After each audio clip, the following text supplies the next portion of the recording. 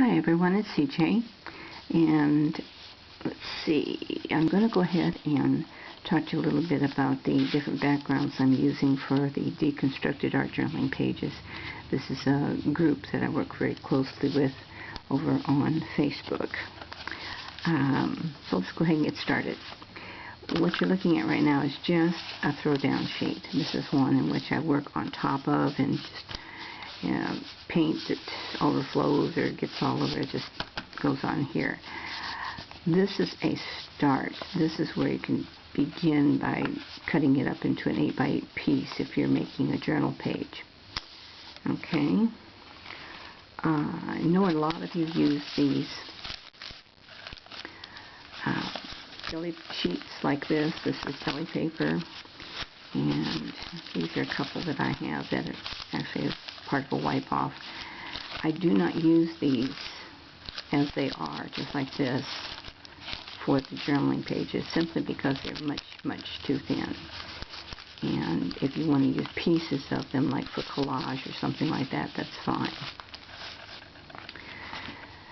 Okay, this happens to be a piece that I made using the shaving cream technique, where you have your pan, put your shaving cream in there, a couple of dots of paint, swirl it around, put your paper in the pan, pull it out, and after you wipe the paper off, this is what you have, and it's really cool.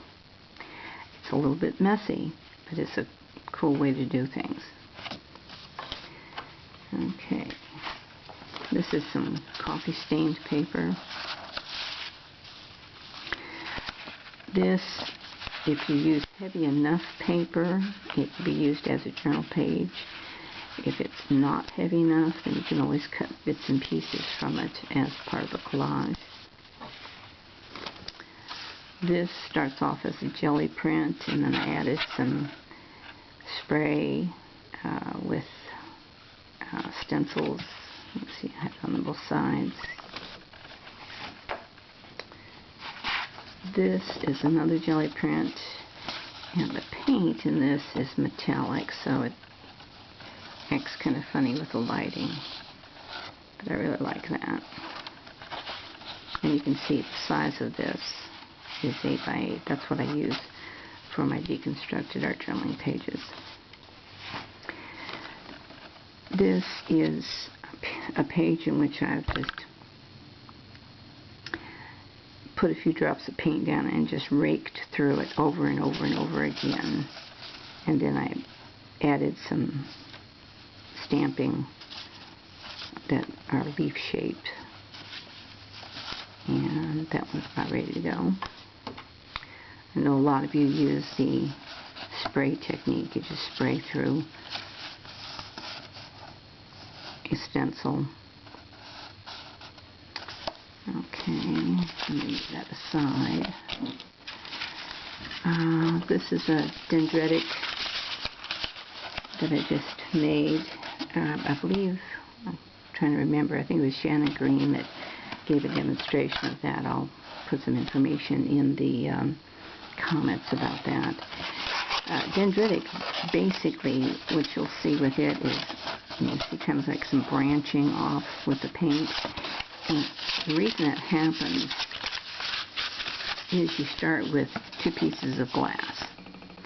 You put your paint on one piece, and you kind of move it around, either with a card or what have you, and then spray it pretty good with some water.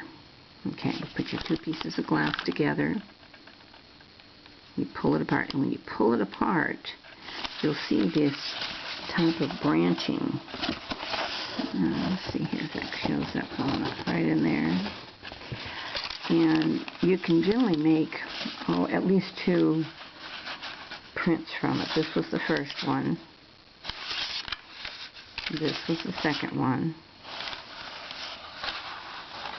And then this was the third one. You can see it kept getting lighter and lighter.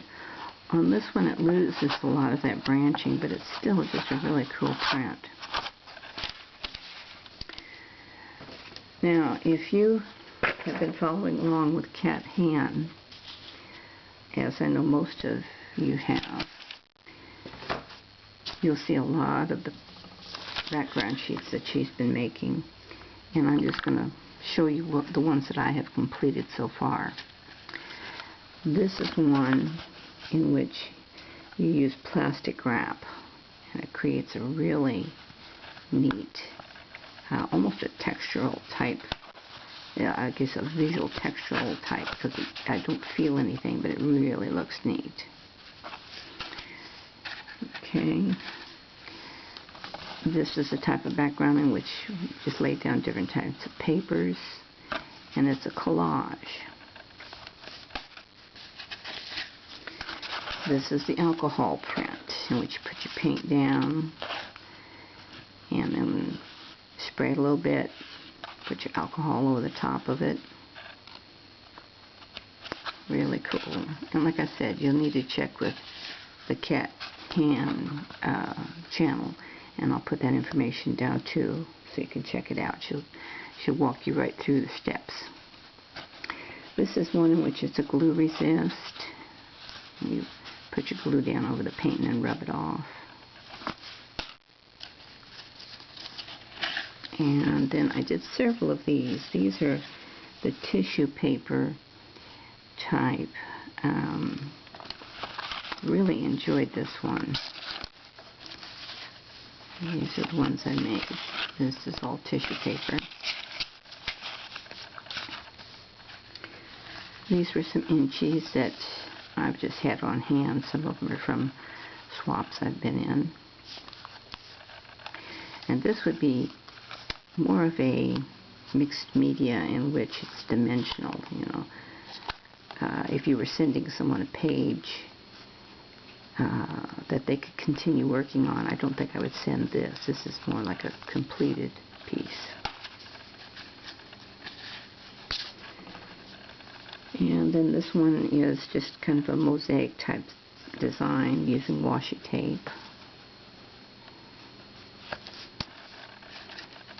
This is my circles.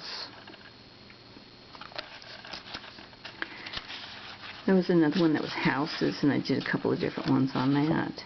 This was a piece that I cut out of a piece of advertisement. This was from a set of stamps that I dearly, dearly love. I love this set of stamps.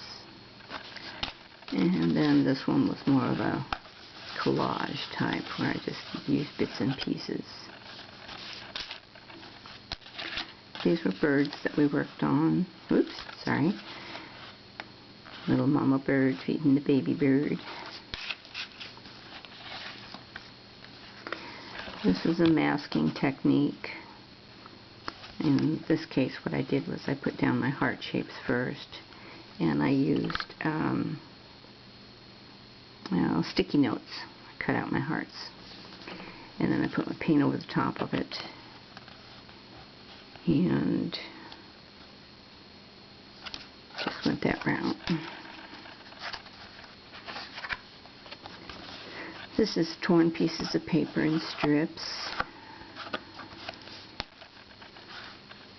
And this was circles. You can see where part one color, part the other color. Real nice effect. This was a border. This one I'm still working on. I want to put some words on this. I have not completed that yet. This was just bits and pieces of things I had, and I made that kind of crazy border. This is another type of mosaic, chopping it up a lot more, and this one still needs something else. This is making the butterfly embellishments. I just stamped some flowers there at the background. This was using a paper napkin, taking the top layer, I just glued it to my card. Added stamping. This was the wavy words. That was a lot of fun. I wish now I had gone larger and smaller, but it works as a demonstration. This is my, excuse me, my silhouette. And my little butterflies are my silhouette that was on top of a jelly print that I had. And then this is a real heavy collaged one that I have made.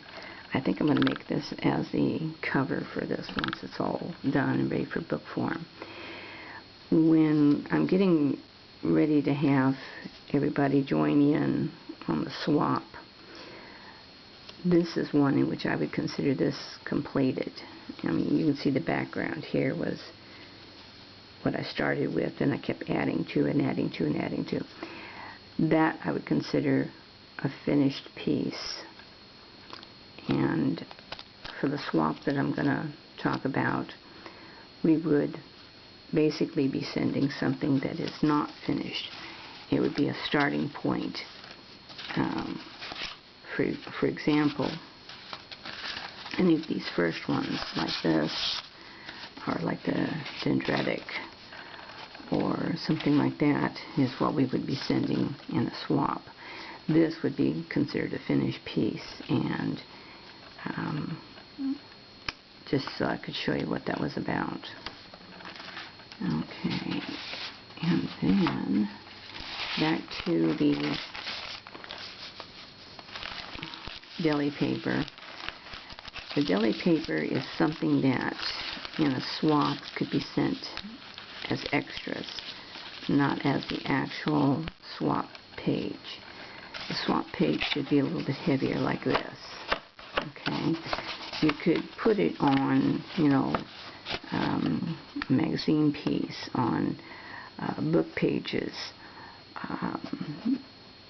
music pages, anything like that. But what happens is, with this deli print like this, the last swap I had, where we swapped out the background pages, had several complaints that people did not like the deli papers that they received. So we're going to say that if you're sending deli paper in a swap, it would need to be sent as an extra piece. Okay? Alright, so I've given lots and lots of examples of different types of backgrounds. The swap we're going to have on Deconstructed Art Journaling group, I will have more information up there, so I hope that you'll check into that, and you have a great day now. Bye-bye.